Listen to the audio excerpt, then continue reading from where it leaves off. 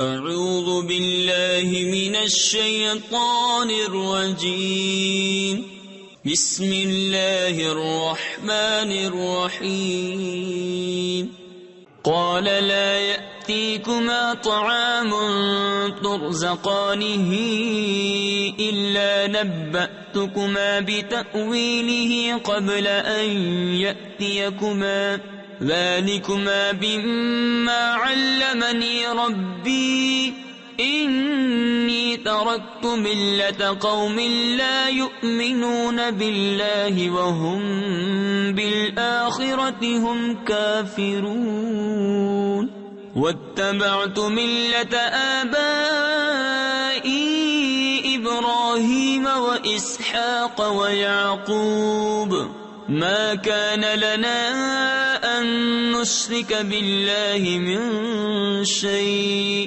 ذلك من فضل الله علينا وعلى الناس ولكن أكثر الناس لا يشكرون۔ یوسف نے کہا جو کھانا تمہیں ملا کرتا ہے وہ تمہارے پاس نہ آنے پائے گا کہ میں اس کی تعبیر اس کے آنے سے پہلے تمہیں بتا دوں گا۔ یہ ان علموں میں سے ہے جو مجھے میرے رب نے سکھایا ہے۔